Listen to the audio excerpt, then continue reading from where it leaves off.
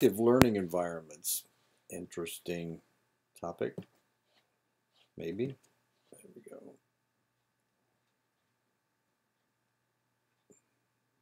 we go. Anyway, okay. We all hope that students approach school with excitement, wonder, and a strong desire to learn. We want students to view school as a safe place where their imaginations can flourish and their natural curiosity is met with engaging instruction. This is the goal of and the dream of education. Making this a reality takes careful work and planning. It also takes a thorough understanding of classroom management techniques, which continues as one of the primary concerns of beginning teachers. Providing a more personalized educational experience creates a positive learning environment and more thoroughly engages the student. Positive learning environments are characterized by a fundamental respect for all persons, explicit standards for appropriate conduct, positive emotional experience, and a collaborative recognition that everyone contributes to the success of the learning environment. The development of such learning environments is complex and ongoing and begins by laying an appropriate foundation for effective classroom management during the first few weeks of school. Teachers play a significant role in negotiating interactions among students and setting the tone for how the class operates. It is also the beginning of classroom management. This refers to a variety of teacher and student factors contributing to the operation of the educational environment. Teachers often give students a detailed list of class rules and procedures. They convey their expectations for appropriate behavior and the consequences for failing to meet those expectations. Historically, the focus of classroom management has been on behaviors important for a successful and safe environment. Today's teachers are mindful of behavior management, but also take a more comprehensive approach, focusing on creating positive learning environments. This is not a departure from the long-standing behavioral approach to classroom management, but rather a shift in focus.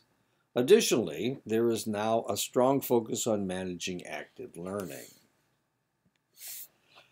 Behavioral approach. This management approach focuses on creating effective classrooms by correcting disruptive behavior through behavior modification techniques. Counseling approach focuses on personal growth by helping students meet their social and emotional needs. Improving classroom operation often centers on solving social skill deficits, leading to interpersonal issues. Teacher effectiveness approach is unique in that it does not focus on student issues, but on how the teacher contributes to student learning. In general, the approach focuses on teacher organization, presentation ability, and student-teacher relationship. Comprehensive approach focuses on a more comprehensive knowledge and skill set. This approach is based on the following: a thorough understanding of current research and student needs, fostering a positive learning environment by supporting teacher, student, and peer relationships, providing instruction that is sensitive to the needs of individual students and the classroom group. During the late 1960s, the practice of classroom management began to move away from an exclusive focus on behavior and move toward helping students discover their unique needs. Teachers began to explore systematically the reasons behind behavior.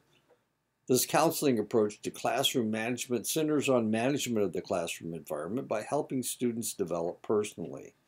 The approach is based on the idea that if students are given effective tools to meet their needs and wants, then they are less likely to act out and create classroom disruptions. As the practice of education evolved, teachers continued to support individual growth and development, but instructor effectiveness was also recognized as an important factor in classroom management. And the interesting thing is that I got my teaching license in the late 1960s and early 1970s. So all the teachers that were doing research in the area at that time, I'm looking at my bookcase to see all those books that I read about teaching and working with students. Um, I've got them all over there. That's from the 1960s. And this is what we were doing. This is what we were talking about. The teacher contributes significantly to the educational climate. The teacher effectiveness approach to classroom management acknowledges the teacher's contribution to the success of the classroom. Well-planned, engaging instruction helps captivate students and keeps them on task. Similarly, organization and the quality of the student-teacher relationship help decrease the probability students will engage in inappropriate behaviors. The behavioristic counseling and teacher effectiveness approaches toward classroom management are beginning to converge into a more cohesive, comprehensive management style. This comprehensive approach is grounded in a thorough understanding of the scientific literature. Teachers need to be fluent in the language of research and able to interpret and apply research findings. The approach is characterized by a strong commitment to creating a positive learning environment. This necessitates the cooperation and coordination of teachers, students, parents, and a variety of other educational professionals. Everyone needs to be committed to the development of positive interactions and behavioral standards that support academic engagement.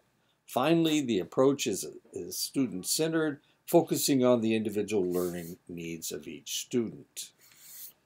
A teacher's approach to classroom management is evident from the first day of class. It is that crucial time when all the planning and preparation translates into actual instructional practice. Success on the first day actually begins well before the start of school. Teachers should take time before school begins to become thoroughly familiar with the classroom environment where they will be teaching. Make sure that you are familiar with all the technology available in the classroom. Practice giving a short lecture so that you can see how your voice carries in the room. Write on the chalkboard, making sure your handwriting is legible and visible to everyone in the class. Simply being more familiar with the classroom will help your first day run more smoothly. Create a sense of community in the classroom. Spend the time working with the students in smaller groups where they get to know each other. Students work harder when they are active participants in the learning process. Group work allows each student the opportunity to participate in the class without the difficulties of speaking in front of a large group. Students also work harder when they feel the teacher looks upon them as individuals, so prioritize spending one-on-one time with each student. Students come to the first day of class with several concerns. Many are concerned about the workload. Others are concerned whether you will be a fair teacher. Others are concerned about evaluation or the appropriateness of the course for their needs. When getting to know students, take a few minutes to ask them about their concerns and help them find the answers. Sometimes teachers find it helpful to set aside some time before and after class for student questions. Some students are reluctant to ask questions during class, but readily approach the teacher during less structured times. Permissive teachers emphasize student responsibility for decision making. They typically do not force participation or worry excessively about deadlines. Classroom policies are developed in conjunction with students, and students are encouraged to take responsibility for governing their own behavior. They view themselves as a resource for students, but do not make demands for academic engagement. They expect students to drive their own learning and seek help if needed. This style is commendable on many levels, but it may lead to more flexibility than students can handle. Some students may feel they do not have a sufficient direction to achieve academic success. Authoritarian teachers emphasize behavioral control. They establish a set of rules for the class and implement them without class discussion. They demand attendance and participation. They typically fail to discuss classroom issues with the students. Rather, they make their own decisions and simply expect rules to be followed.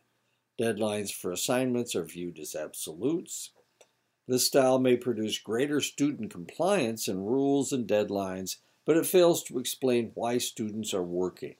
This creates too little self-regulation and greater reliance on the teacher for learning outcomes. Authoritative teachers emphasize the importance of providing firm direction while recognizing the unique contributions of each student to the learning process. They frequently engage in discussions with students regarding class rules, participation, and handing in their work. They value the perception of their students, but also establish themselves as the leader. They encourage self-direction, but provide clear limits regarding student behavior. Students are more likely to be self-directed under this system of management.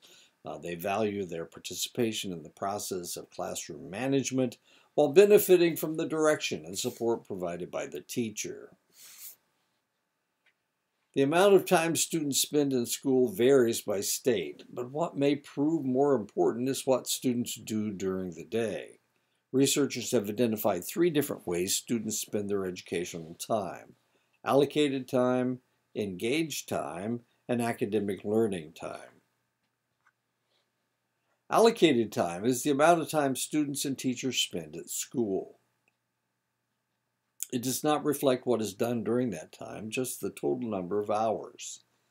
This varies by state, but most students spend approximately 180 days in school per year and 6 to 7 hours per day. Allocated time can be further subdivided into instructional time, time spent in the class, and non-instructional time, for example, lunch, recess, time between classes, and assemblies. Engaged time is the portion of the allocated time spent participating in learning activities.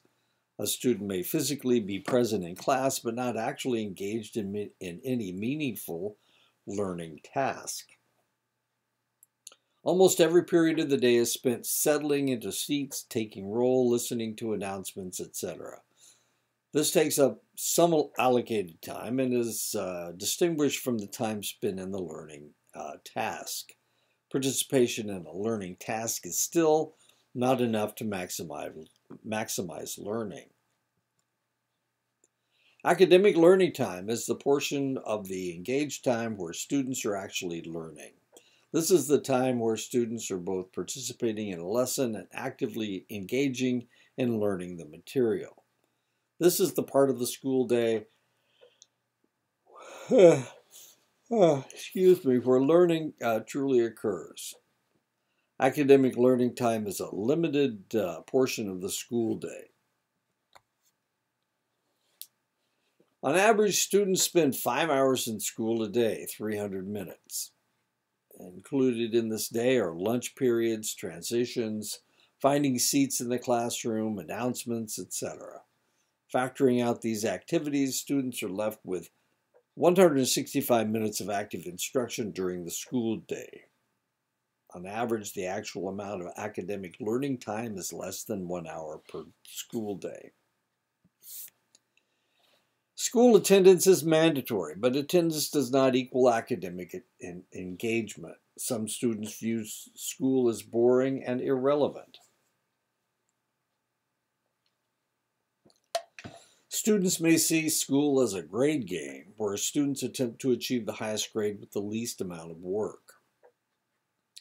Teachers attempt to address these issues by increasing academic engagement. Academic engagement refers to emotional factors such as attitude toward the teacher and school, general student interest, and values. These factors influence whether students want to actively participate in the academic process.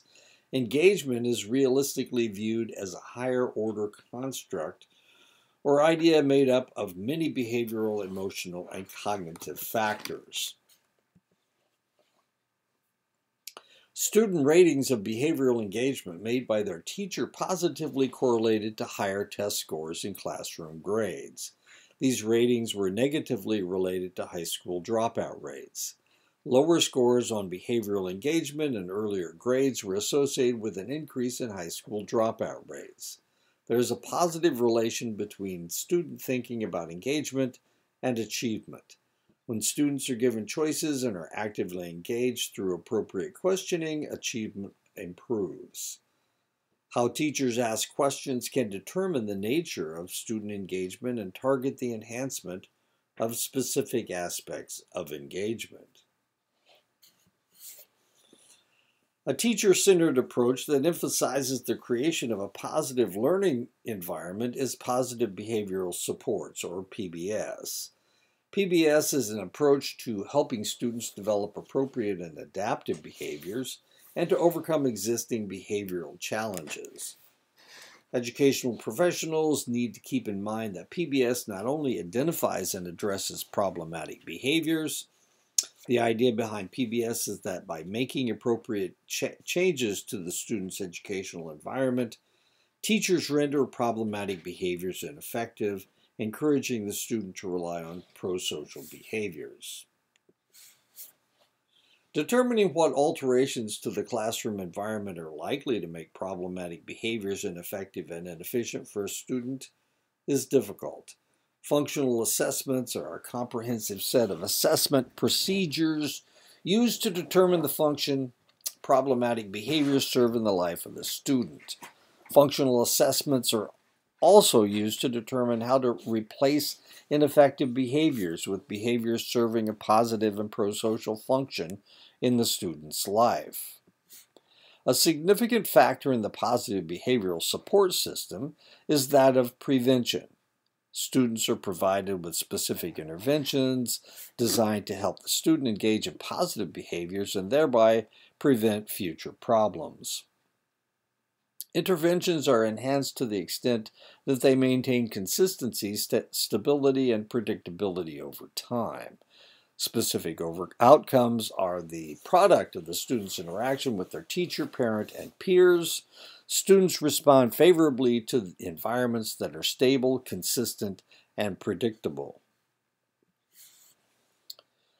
An important part of a classroom environment is the rules and procedures governing the school day. When used appropriately, class rules and procedures help students engage in a supportive environment, transition efficiently, and interact more effectively. It is important for teachers to facilitate a sense of organization and productivity in the classroom.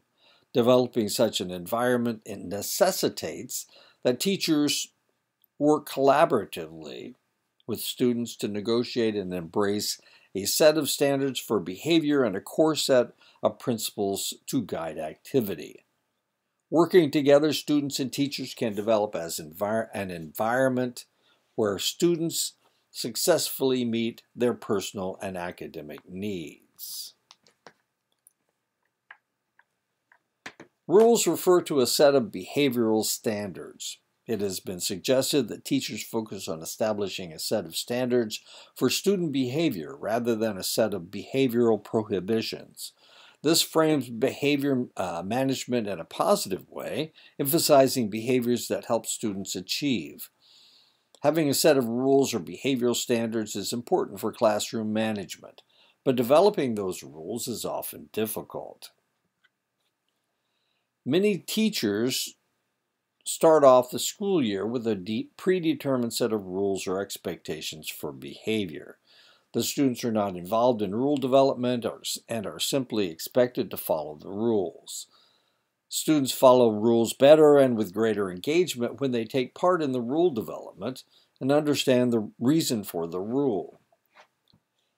One approach to engaging students in the development of rules is to help them understand their rights as students. Students who have a firm understanding of their own rights better understand rules designed to predict those rights. It also helps students to discuss how their personal rights impact the rights of other students. The educational process must be viewed as an overriding compelling interest in order for education to continue. The first area of compelling interest is in the health and safety of the school population. Students do not have a right to negatively affect the health and safety of other students. Students should not engage in behaviors that harm another physically or psychologically. Students do not have the right to damage the property of others. This means that students must refrain from the activities that cause loss or damage to the property of others. Students should not behave in such a way that it challenges the school's rights to require legitimate educational activities. This includes such things as taking attendance, book selection, assessment protocols, etc. Students do not have the right to seriously disrupt the educational process.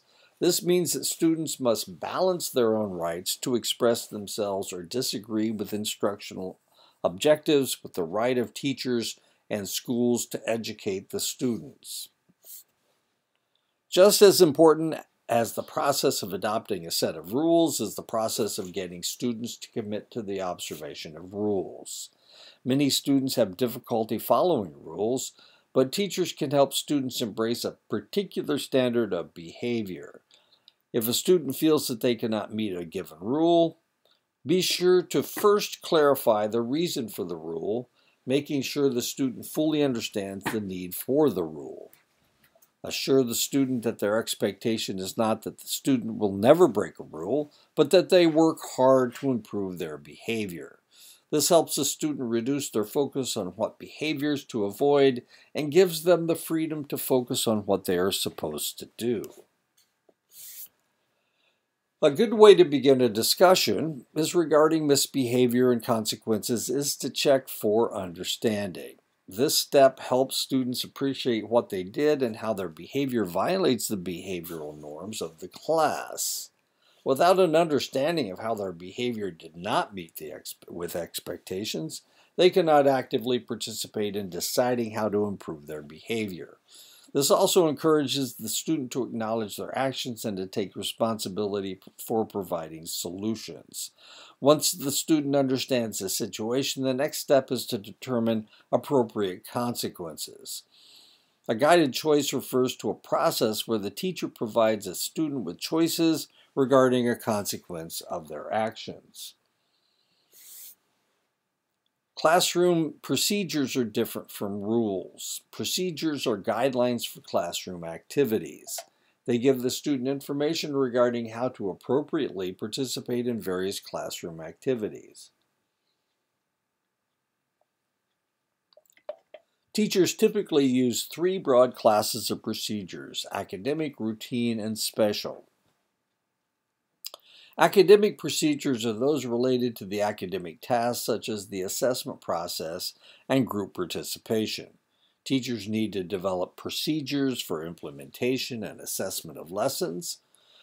Teachers will also need procedures to guide class participation and how to get the attention of the teacher. Routine procedures include activities such as governing transitions, using the bathroom, leaving the class for special events, and turning in homework. Such procedures may seem less important when compared to academic procedures, but they are vital for establishing a positive and effective educational environment. Students often experience behavioral difficulties during these less structured times. The final category of rules is special procedures. This refers to a broad range of procedures, including fire drills, pep rallies, and special cultural events. Classroom arrangement can help students interact more effectively and engage in instructional activity.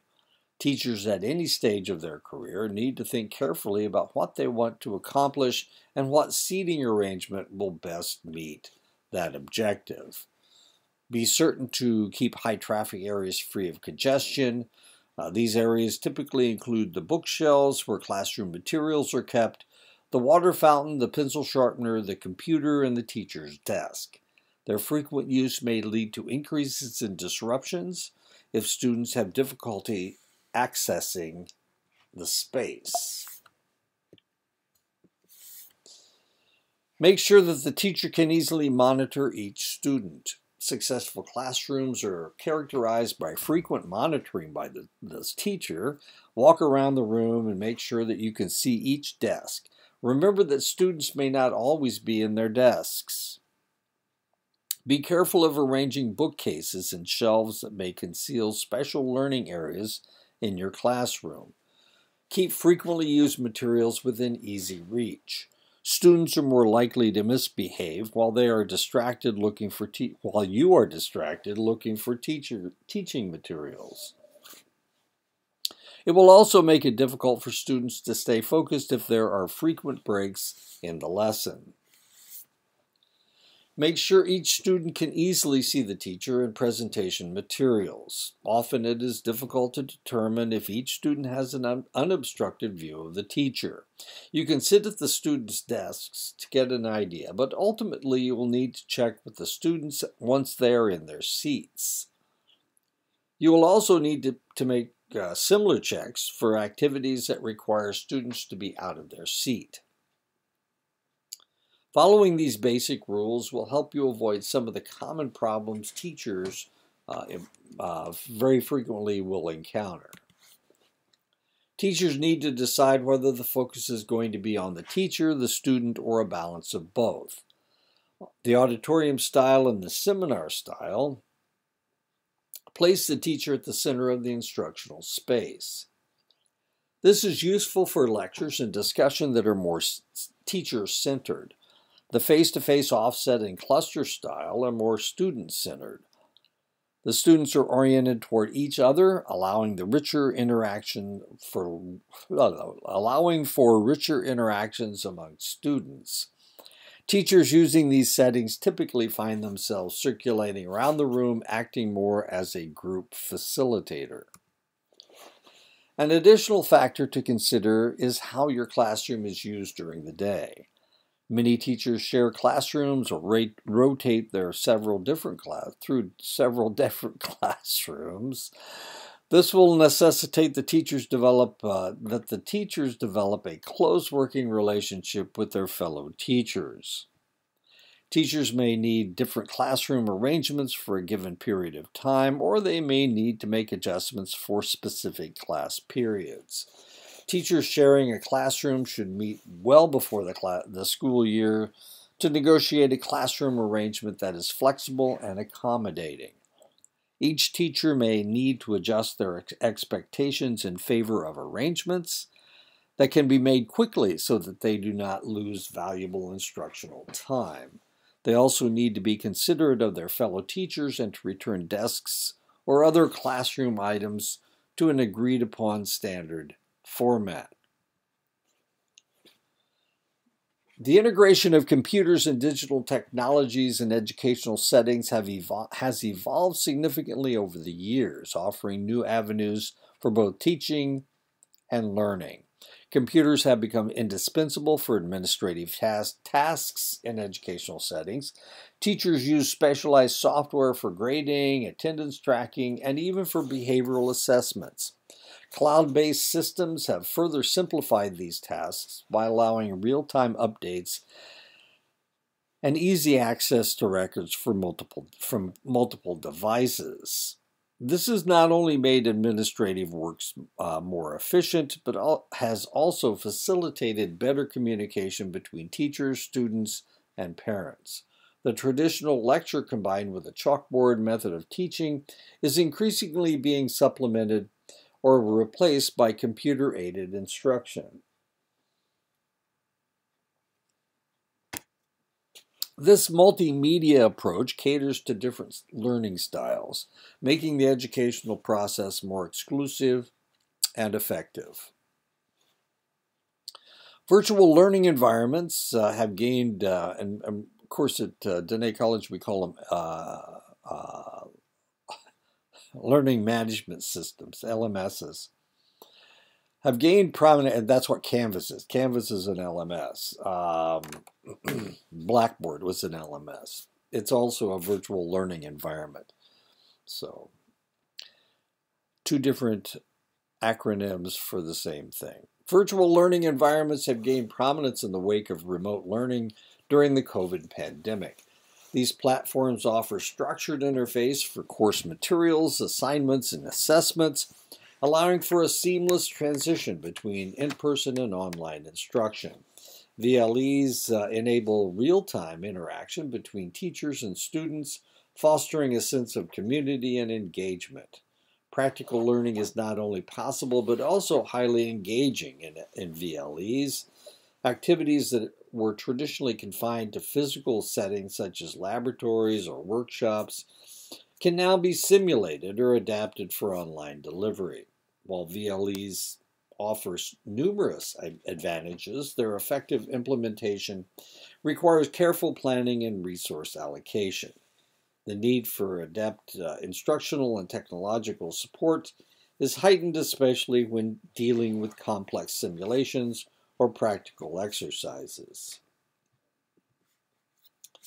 Computers in general provide an invaluable resource for research and information gathering. Students can access a wide range of materials to enhance their understanding of a subject, from scholarly articles to educational videos.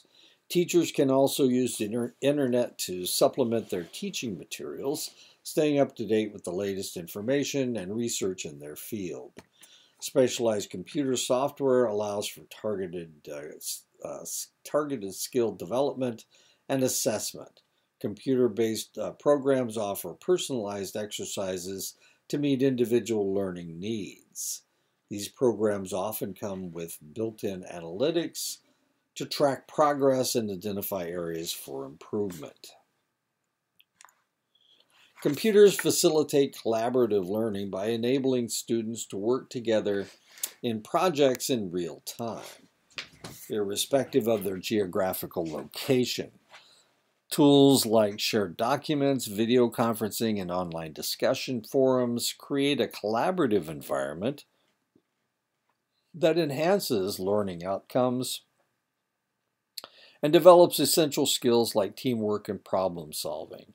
By integrating computers in these various roles, educational institutions can create a more dynamic, interactive, and effective learning environment.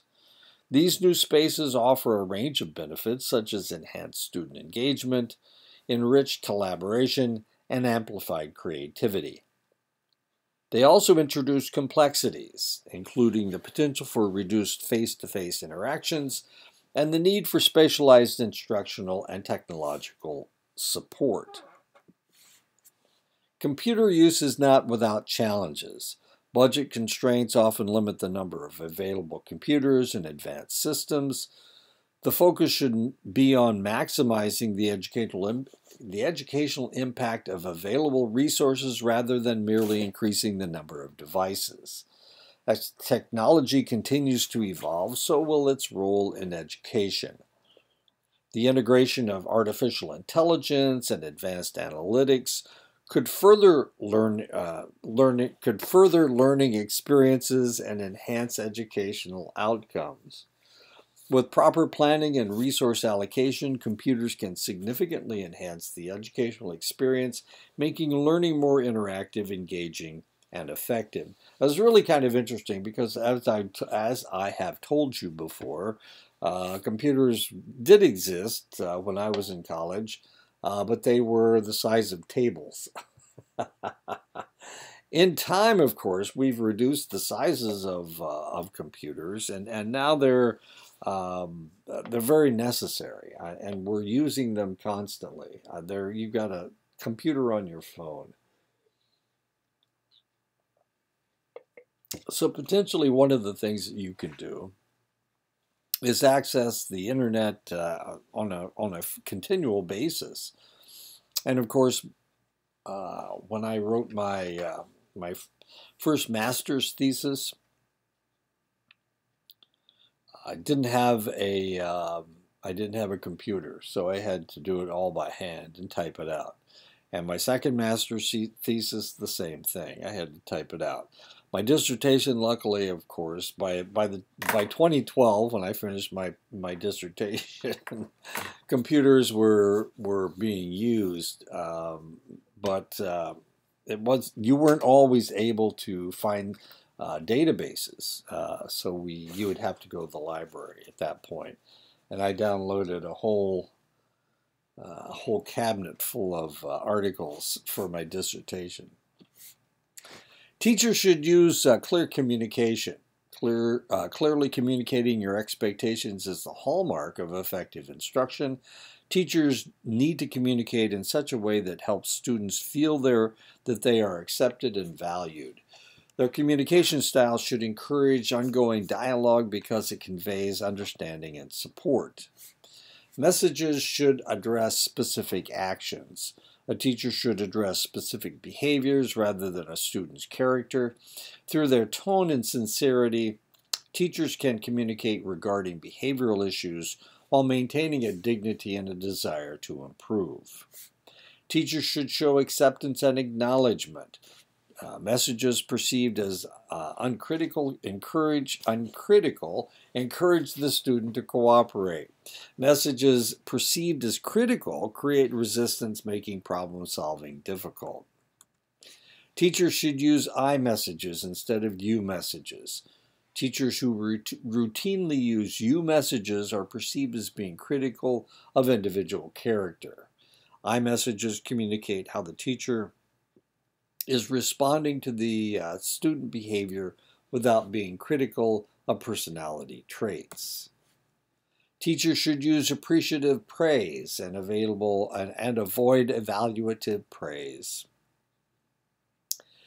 Praise should emphasize the student's accomplishments and not personal characteristics. The teacher should praise the student for working so hard. This lets the student know that the grades are earned through effort. When nonverbal communication is combined with the spoken word, it allows us to enrich what we communicate to others.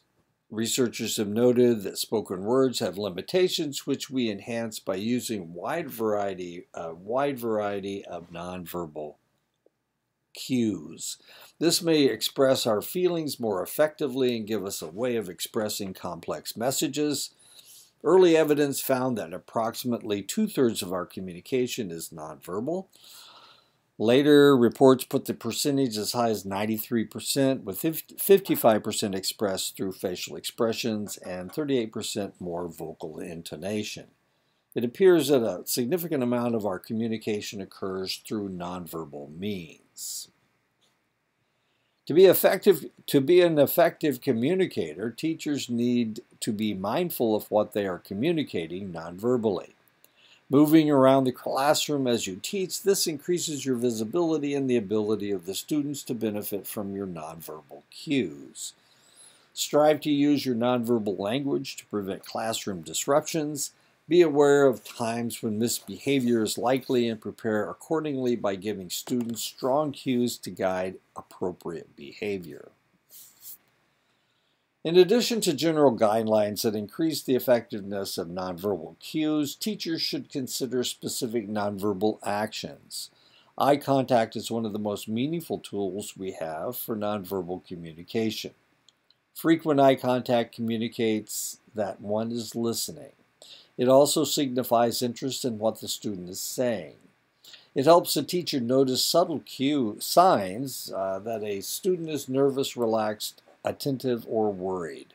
Students also communicate nonverbally, and looking directly at a student is one of the best ways to become aware of these cues. Teachers communicate through their gestures and posture. When teachers are excited about their teaching, they express their excitement by smiling, pointing, leaning forward, and adopting an erect, natural posture. Teachers can also communicate fatigue and disappointment by frowning, placing their hands on their hips, and/or crossing their arms across their chest. At different times, teachers need to use both gestures and posture signals. What is important is that teachers are aware of their nonverbal signals and how this corresponds to their spoken word. Paralanguage refers to volume, rate, pitch, and pronunciation of spoken words.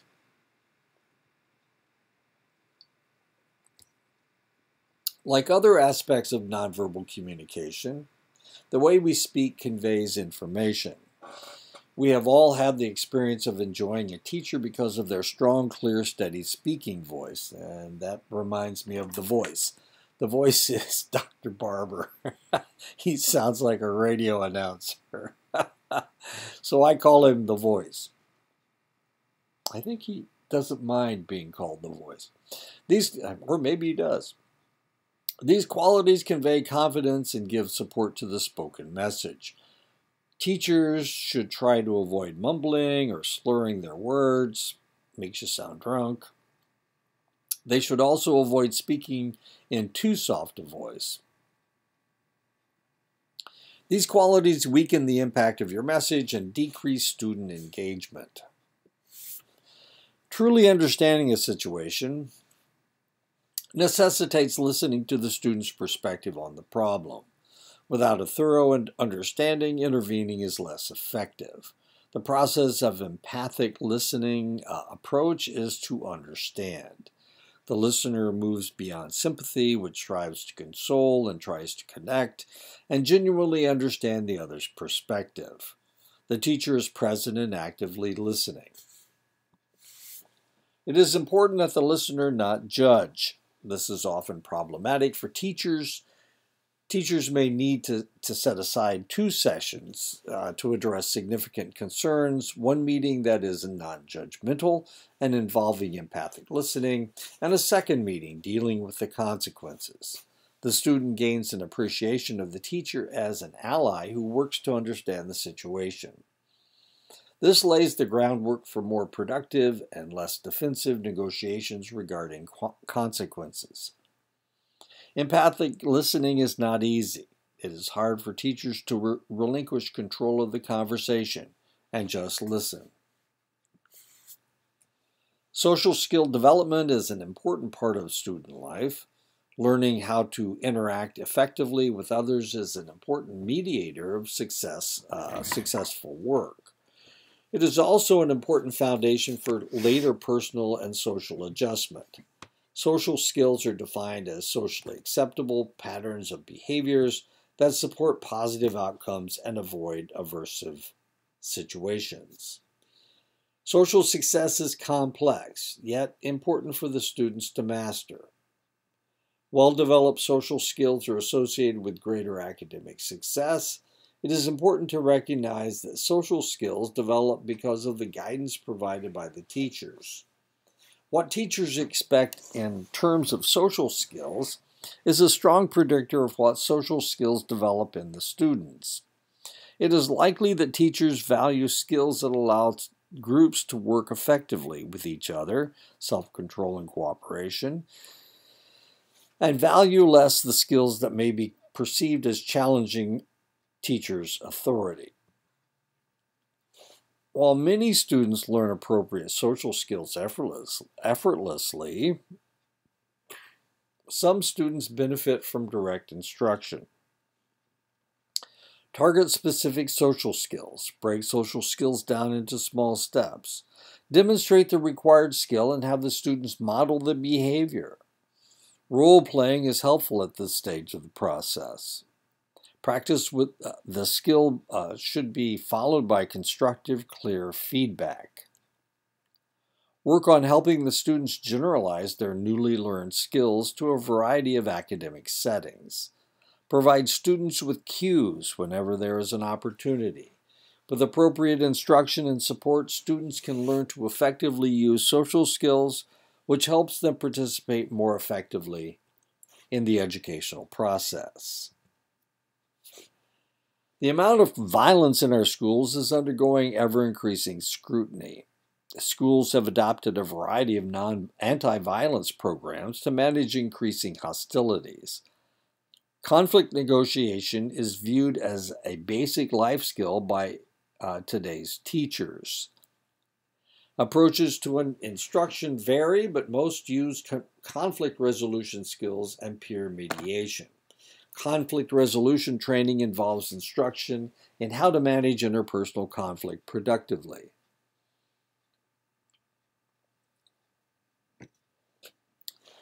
These programs focus on active listening skills, role playing to help students take the perspective of others, social conscience, and negotiation strategies. Peer mediation is similar but focuses on training a student to act as a facilitator in solving the conflicts of other students. Training in these skills helps students take an integrative approach to conflicts. Integrative negotiations focus on reaching a mutually beneficial resolution to conflicts. It is contrasted with distributive negotiations, which focus on winning or benefiting at the expense of another. Distributive negotiations. Students naturally tend toward distributive negotiations. With training, they exhibit well-developed integrative negotiations. Teachers are in an ideal position to help students develop conflict resolution skills. Their close, ongoing contact with the students positions them to reframe interpersonal conflict as a normal part of everyday life. Conflicts are a part of living in a social world, which necessitates well-developed resolution skills. Such skills, however, cannot be learned by mere exposure. Students need to actively engage in learning to mediate conflicts effectively. The relationships a teacher establishes with students is a vital tool in the creation of a positive learning environment. The student-teacher relationship is the cornerstone of all other aspects of classroom management. When students have a well-developed relationship with their teacher, they are more likely to take academic risks and engage in the learning community. Greater engagement translates into enhanced learning and higher achievement. Effective relationships are characterized by a meaningful dynamic that provides genuine support for academic success. Teachers who establish strong relationships with their students recognize the need to maintain high expectations while ensuring students have the tools to meet these expectations. Establishing effective relationships with students means focusing on developing three important qualities. The most effective student-teacher relationships are characterized by appropriate levels of authority. Authority means that the teacher provides strong support and guidance within the context of a clear purpose. This is typically accomplished by providing clear learning goals. Students respond favorably when clear learning goals are provided at the beginning of a learning unit. Teachers can further support student learning by frequently reviewing learning goals and providing feedback about their progress. A second important component to establish a positive student-teacher relationship is cooperation. Cooperation necessitates that the student and teacher work as a team. Combined with the appropriate levels of authority, cooperation further helps students bond with their teacher and peers. Teachers can encourage cooperation by providing flexible learning goals. Giving students input and some discretion over their learning path helps them feel like an integral part of the learning environment. Effective teachers also make every effort to show personal interest in each student. A final point to consider when forging a strong student-teacher relationship is the awareness of high-need students. Establishing positive relationships with students who have unique learning needs can be difficult. Unique learning needs may translate into increasing demands on an already overworked teacher. Each student is entitled to an educational approach that provides optimal learning. This means teachers will need to develop a plan for how to teach each student while maintaining a positive interpersonal relationship. Students likely to need unique planning are passive students, aggressive students, perfectionists, students with social skill deficits, and those with attention problems. Collaborating with teachers and administrators takes enormous commitment. It is necessary that everyone shares a common goal and take joint responsibility for decisions and outcomes. To make collaboration a reality, teachers need to make time to engage in collaboration. Research indicates that teachers report many opportunities to engage in collaboration. These opportunities are the gateway to the many benefits of the collaborative process.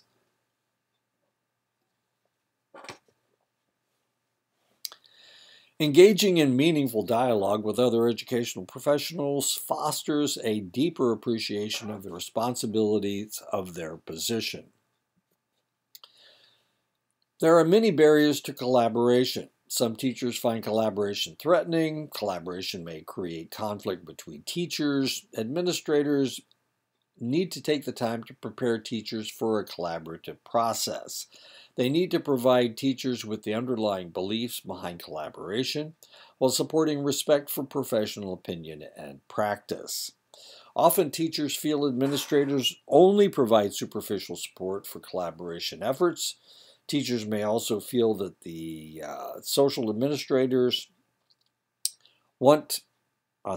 school administrators want teachers to collaborate but fail to provide appropriate amounts of time. That's been my experience. Teachers often must meet after or before school, which greatly deters effective collaboration. Another aspect of collaboration is communication with the student's parents or primary caregiver. Establishing effective communication patterns with parents can greatly enhance student success. Teachers often regard parental communication with uncertainty and anxiety. When parents are well informed about the school life of their child, they show greater involvement and are more supportive of their child's teachers. Students appear to develop their school perceptions in the context of their parents' attitude towards school.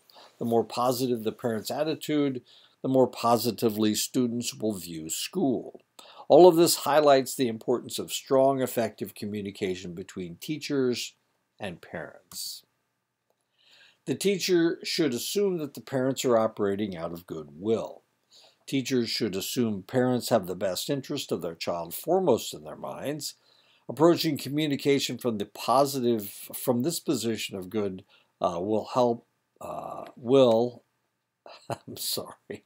Approaching communication from this position of goodwill helps set a positive tone to parental communications. Teachers should try to assume the parents are competent, resourceful individuals. Approach conversations from this perspective and make suggestions for change in the spirit of improvement. Assume there is a shared responsibility for academic success. Parents, teachers, and the students themselves all are active members of the academic community. There are several ways that teachers can open a communication channel with parents. Two broad categories of communication are asynchronous and synchronous. Asynchronous forms of communication do not involve immediate feedback from each other. Typically, one individual communicates and then the other responds later. Asynchronous forms of communication include notes, emails, and web pages. Synchronous forms of communication involve two-way communication in real time. This includes telephone conversations, home visits, and in-school conferences. One of the more difficult communication challenges teachers face is the resistant parent. Hopefully, parents have a certain measure of trust in the teacher and receive difficult information regarding their child in the spirit of support and care. There are times when parents react negatively to difficult news about their child, and this can potentially lead to an explosive situation. Teachers must react quickly to diffuse the situation. With quick, decisive action, the teachers should be able to return to the conversation to a civilized, productive level. A potential challenge for the teacher is the inclusion of the student in the parent-teacher conference. Deciding to include the student is a crucial decision depending on many developmental and personal factors. Inclusion of the student usually means that some modifications need to be made to the conference. The length of the conference may need to be limited, especially for young children with limited attention spans. Teachers might want to consider sharing the conference with the student or for part of the time and reserving some time for the parents alone. Teachers should prepare both the parents and the students for the conference. Part of establishing and maintaining an effective learning environment involves dealing with discipline problems. In general, discipline problems in educational settings can range from minor disruptions such as talking during lectures to major issues like physical aggression.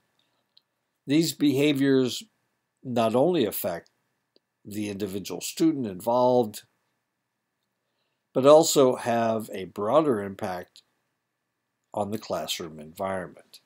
Attempts to effectively deal with discipline problems necessarily involve defining the construction, which then informs the direction of the intervention.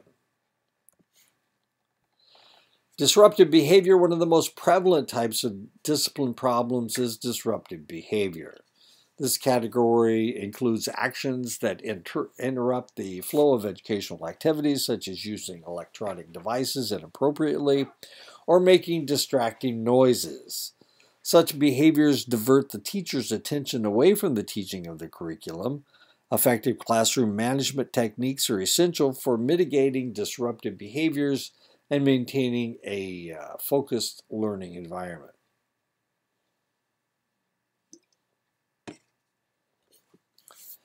Talking out of turn, this form of disruptive behavior, although relatively minor, is often reported by the most concerning and most frequently occurring discipline issues by both teachers and students.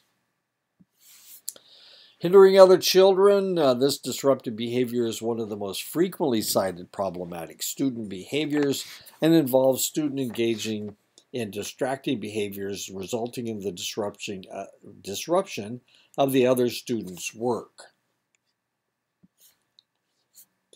Noncompliance is another significant discipline issue that educators often face. This term refers to a refusal to follow established rules or instructions.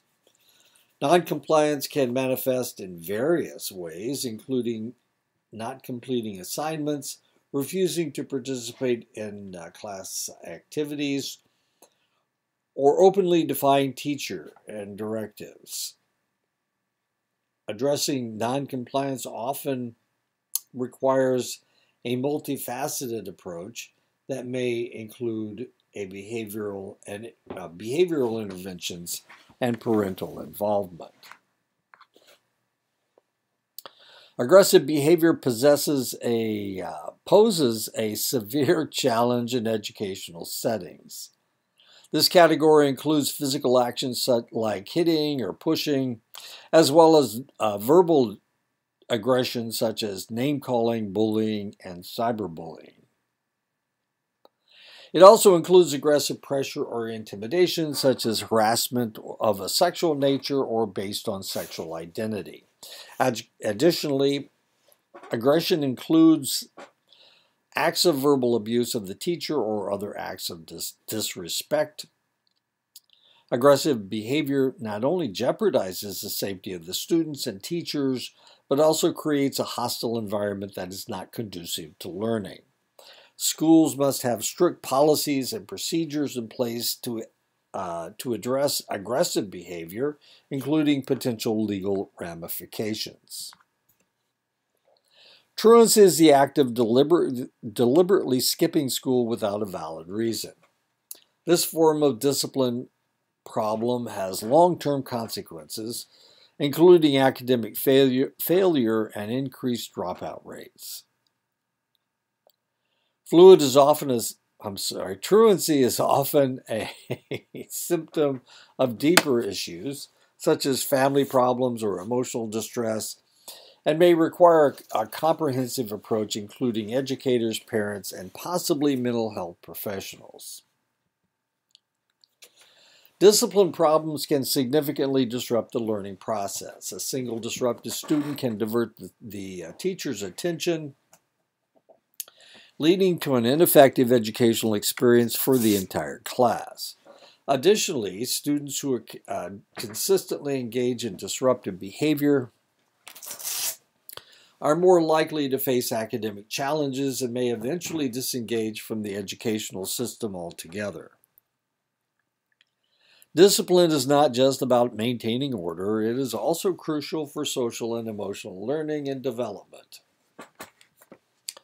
Effective discipline strategies can help students learn self-control, responsibility, and respect for others. Proactive approaches are designed to lessen or prevent the likelihood of discipline problems developing. One of the primary reasons for using proactive approaches is to foster a positive learning environment. A well-managed classroom minimizes the disruptions, allowing the students to focus better and engage more effectively in the learning process. Proactive steps are important in eliciting positive and productive behavior from students. Discipline problems can create a stressful and anxious environment for both student and teacher.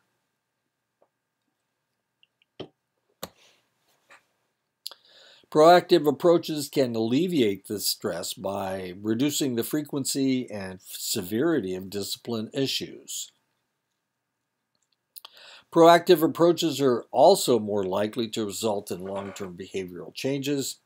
Managing discipline problems reactively can be resource-intensive, requiring involvement of teachers, administrators, and possibly even law enforcement. Proactive or preventive approaches are generally more cost-effective. Reactive approaches are implemented after a discipline problem has occurred. Warnings and often office referrals may be used for mild problems, whereas detention services serves as a more severe form of disciplinary action, usually reserved for repeated or serious offenses. Detection aims to provide a setting where the student can reflect on their actions and come to an understanding of the consequences of their behavior. In extreme cases, schools may resort to suspension or expulsion. Suspension or expulsion is a punitive measure that is generally the last resort and used for severe disciplinary issues, such as violence or illegal activity. While effective in removing the immediate threat, these actions have long-term implications and should be used judiciously. Managing discipline problems in schools requires a balanced approach that realistically combines both proactive and reactive strategies. Proactive approaches aim to create conducive learning environments that minimize disruptions. On the other hand, reactive approaches serve as a corrective measure when preventive strategies fail. Ultimately, a comprehensive understanding of both strategies is essential for educators to effectively manage discipline problems and create a conducive learning environment. There are several ways that parents can be involved in managing discipline problems in schools. One way is to communicate regularly with their children's teachers. This communication can help parents to stay informed about their children's behavior and academic progress, and it can also help them develop a partnership with the teacher in addressing any discipline problems. Parents can be active participants in school events, parent-teacher meetings, and other activities which help to actively engage with their children's educational environment. Another way that teachers can be involved in managing discipline problems is to support the school's disciplinary policies. This means setting clear expectations for their children's behavior at home and at school, and following through on disciplinary consequences when necessary. Parents can also support the school's disciplinary policies by attending school meetings and volunteering their time. And that is it. So I will talk to you again next week.